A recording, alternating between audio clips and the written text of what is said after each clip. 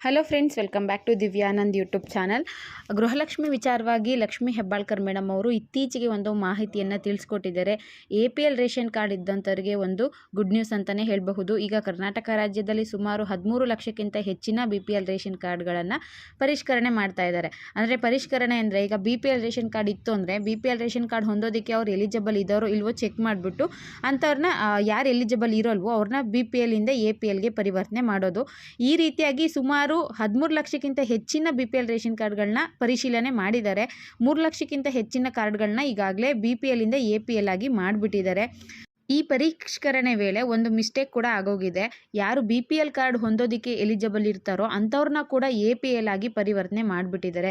ಕೂಲಿ ಕಾರ್ಮಿಕರನ್ನ ಅಥವಾ ಗಾರ್ಮೆಂಟ್ಸ್ ಕೆಲಸಕ್ಕೆ ಹೋಗೋರನ್ನ, ದುಡ್ಕೊಂಡು ಜೀವನ ಮಾಡೋವಂಥವ್ರು, ಆಟೋ ಓಡಿಸೋವಂಥವ್ರು GST ಕಟ್ತಾರೆ. ಮತ್ತು ಇವ್ರಿಗೆ ಇನ್ಕಮ್ ಜಾಸ್ತಿ ಇದೆ ಅಂತ APL ಆಗಿ ಪರಿವರ್ತನೆ ಮಾಡಿಬಿಟ್ಟಿದ್ದಾರೆ.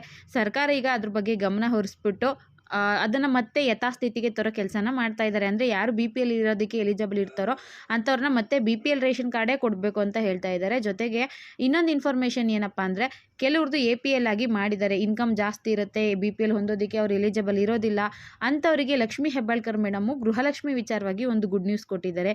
ಏನಪ್ಪ ಅಂದರೆ, ನಿಮಗೆಲ್ಲ ಮನಸ್ಸಲ್ಲಿ ಇರುತ್ತೆ ಗೃಹಲಕ್ಷ್ಮಿ ಈಗ ಇನ್ನು ಮುಂದೆ ಬರುತ್ತೋ ಬರೋದಿಲ್ವೋ, ನಮ್ಮದು BPL ಇಂದ APL ಆಗೋಗಿದೆ, ಹಣ ನಿಂತೋಗ್ಬಿಡುತ್ತೇನೋ ಅಂತ. ಅಂಥವ್ರಿಗೆ ಲಕ್ಷ್ಮೀ ಹೆಬ್ಬಾಳ್ಕರ್ ಮೇಡಮ್ ಅವರು ಒಂದು ಧೈರ್ಯನ ಕೊಟ್ಟಿದ್ದಾರೆ. ನಿಮ್ಮ BPL ರೇಷನ್ ಕಾರ್ಡ್ಗಳೇನಾದರೂ APL ಆಗಿ ಪರಿವರ್ತನೆ ಆಗಿದ್ರೂ ಕೂಡ ನಾನು ಗೃಹಲಕ್ಷ್ಮಿ ಹಣನ ಕೊಡ್ತೀನಿ. ಗೃಹಲಕ್ಷ್ಮಿ ಹಣ ಪಡ್ಕೊಳ್ಳೋದಕ್ಕೆ ನಿಮಗೆ APL ಕಾರ್ಡ್ ಆಗಿದ್ರೂ ಸರಿ, BPL ಆಗಿದ್ರೂ ಸರಿ, ಅಂತ್ಯೋದಯ ಆಗಿದ್ರೂ ಸರಿ ನಾನು ಹಣನ ಕೊಡ್ತೀನಿ. ಆದರೆ ಯಾವುದೇ ರೀತಿ ತೊಂದರೆ ಇರೋದಿಲ್ಲ.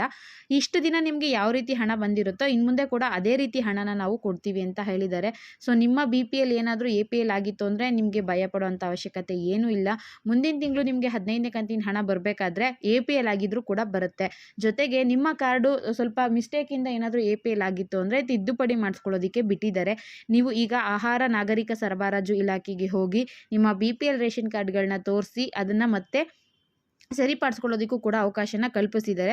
ಗೃಹಲಕ್ಷ್ಮಿಯರಿಗೆ ಲಕ್ಷ್ಮೀ ಹೆಬ್ಬಾಳ್ಕರ್ ಮೇಡಮ್ ಅವರು APL ಆಗಿದ್ರೂ ಕೂಡ 2000 ಕೊಡ್ತೀನಿ ಅಂತ ಒಂದು ಧೈರ್ಯದ ವಿಷಯನ ತಿಳಿಸಿದ್ದಾರೆ. ಇದು ಲೇಟೆಸ್ಟ್ ಅಪ್ಡೇಟ್ ಆಗಿದೆ. ಇದ್ರ ಜೊತೆ ಇನ್ನೊಂದು ಇನ್ಫಾರ್ಮೇಷನ್ ಏನಪ್ಪ ಅಂದರೆ, ನೀವೇನಾದರೂ ಇನ್ಕಮ್ ಟ್ಯಾಕ್ಸ್ ಫೈಲ್ ಮಾಡ್ತಿದ್ರೆ, GST ಫೈಲ್ ಮಾಡ್ತಿದ್ರೆ ನಿಮಗೆ ಹಣ ಬರೋದು ಕ್ಯಾನ್ಸಲ್ ಆಗುತ್ತೆ.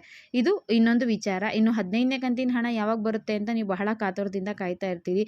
ಈಗ ಹಲವಾರು ಯೂಟ್ಯೂಬ್ ಚಾನಲ್ಗಳಲ್ಲಿ ಇದೇ ಮಂತಲ್ಲಿ ಬರುತ್ತೆ, ಈಗಾಗಲೇ ಹಣ ಬಿಡುಗಡೆ ಆಗುತ್ತೆ, ಈ ಜಿಲ್ಲೆಗಳಿಗೆ ಹಣ ಬಿಡುಗಡೆ ಆಗಿದೆ ಅಂತ ಕೂಡ ನೋಡ್ತಾ ಇರ್ತೀರಿ. ಆದರೆ ಯಾವುದೇ ರೀತಿಯ ಅಪ್ಡೇಟ್ಗಳು ಸರ್ಕಾರದ ಕಡೆಯಿಂದ ಇಲ್ಲಿವರೆಗೂ ಬಂದಿಲ್ಲ. ಸದ್ಯಕ್ಕೆ 15ನೇ ಕಂತಿನ ಹಣ ಇಲ್ಲಿವರೆಗೂ ಬಿಡುಗಡೆ ಆಗಿಲ್ಲ. ಇನ್ ಕೇಸ್ ಏನಾದರೂ ಬಿಡುಗಡೆ ಆಯಿತು ಅಂದರೆ ಡಿಸೆಂಬರ್ ಫಸ್ಟ್ ವೀಕಲ್ಲಿ ಬರಬಹುದು ಅಂತ ತಿಳಿಸ್ತಾ ಇದ್ದಾರೆ. ಅದ್ರ ಬಗ್ಗೆ ಏನಾದರೂ ಮುಂದಿನ ವಿಡಿಯೋಗಳಲ್ಲಿ ಇನ್ಫಾರ್ಮೇಷನ್ ಸಿಕ್ತು ಅಂದರೆ ಖಂಡಿತವಾಗ್ಲೂ ವಿಡಿಯೋ ಮಾಡಿ ತಿಳಿಸ್ತೀನಿ. ಗೃಹಲಕ್ಷ್ಮಿ ವಿಚಾರವಾಗಿ APL ಕಾರ್ಡ್ ಇರುವಂಥವರಿಗೆ ಲಕ್ಷ್ಮೀ ಹೆಬ್ಬಾಳ್ಕರ್ ಮೇಡಮ್ ಅವರು ಕೊಟ್ಟಿರುವಂತಹ ಗುಡ್ ನ್ಯೂಸ್ ಇದೇನೆ. ಈ ವಿಡಿಯೋ ನಿಮಗೆ ಇಷ್ಟ ಆಗಿದ್ರೆ, ನಾನು ಕೊಟ್ಟಿರೋ ಇನ್ಫಾರ್ಮೇಷನ್ ಯೂಸ್ಫುಲ್ ಆಗಿತ್ತು ಅಂದರೆ ದಯವಿಟ್ಟು ನನ್ನ ಚಾನಲ್ನ ಸಬ್ಸ್ಕ್ರೈಬ್ ಮಾಡ್ಕೊಳ್ಳಿ. ದಯವಿಟ್ಟು ಒಂದು ಲೈಕ್ ಕೊಡೋದನ್ನ ಮರಿಬೇಡಿ ಅಂತ ಹೇಳ್ತಾ ವಿಡಿಯೋನ ಮುಗಿಸ್ತಾ ಇದ್ದೀನಿ. ಇಲ್ಲಿವರೆಗೂ ವಿಡಿಯೋ ನೋಡಿದ್ದಕ್ಕೆ ಎಲ್ರಿಗೂ ಕೂಡ ಧನ್ಯವಾದಗಳು. Keep watching.